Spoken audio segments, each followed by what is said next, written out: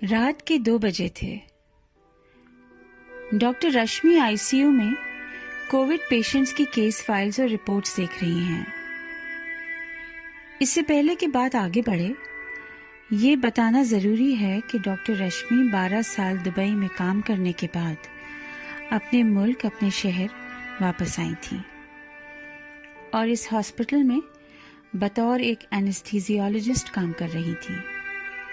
ان کے شوہر ابھی تک دبئی میں ہی تھے، لیکن کسی ذاتی وجہ سے وہ اپنے دونوں بچوں کو لے کر یہاں سیٹل ہو گئی تھیں۔ رات کے 2 بجے ہیں۔ ڈاکٹر رشمی کے سامنے زندگی اور موت کے بیچ لڑتے ہوئے بے بس انسانوں کی قطار ہے۔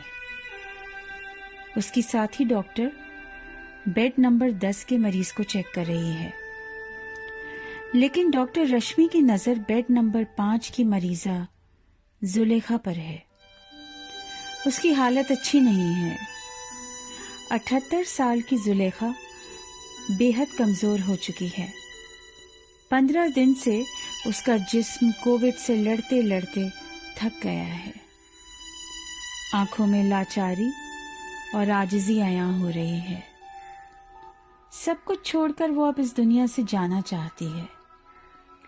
لگتا ہے جیسے آخری سانسیں کسی کمزور ڈوری سے بندھی رہ گئی ہوں۔ بیٹے نے انسٹرکشنز دے دیے ہیں، وینٹیلیٹر پر نہیں ڈالنا ہے اور نہ ہی ریوائیو کرنا ہے۔ زلیخا اب اپنی موت کا انتظار کر رہی ہے۔ زندگی پل پل سسک رہی ہے۔ ان 15 دنوں میں ڈاکٹر رشمی کو زلیخا سے ایک عجیب سا کنیکشن محسوس ہونے لگا ہے۔ وہ جب بھی اس کو دیکھتی اسے اپنی ماں یاد آ جاتی، جو اب اس دنیا میں نہیں رہی تھی۔ رات کے 2 بجے ہیں۔ ڈاکٹر رشمی زلیخا کی آنکھوں میں منڈراتی ہوئی موت دیکھ سکتی ہے۔ مانیٹر پر دل کی دھڑکنیں بے ترتیبی سے چل رہی ہیں۔ وقت آ گیا ہے۔ رشمی زلیخا کی مدد کرنا چاہتی ہے۔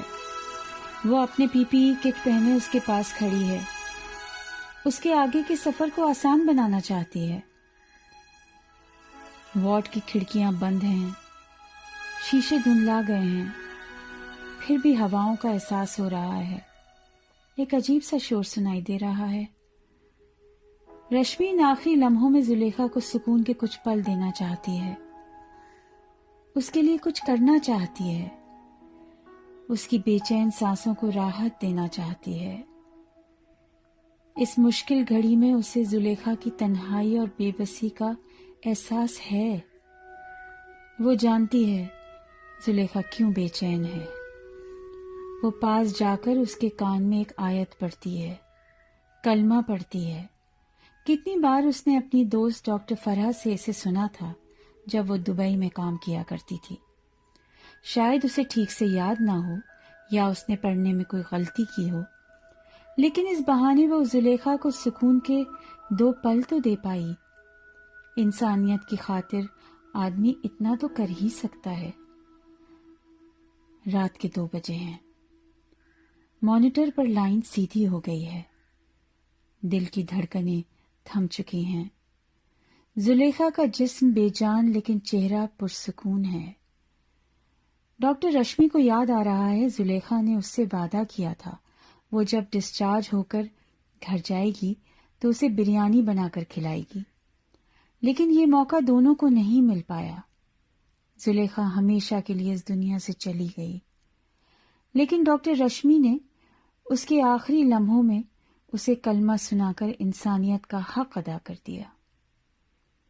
رشمی زلیخا کی تسبیح سنبھال کر رکھ دیتی ہے۔ اس کے بیٹے کے لیے اب یہی بچا ہے۔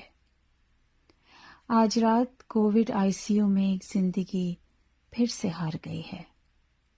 ایک اور فائل بند ہو گئی ہے، لیکن کہیں نہ کہیں دنیا کو ایک سبق سکھا گئی۔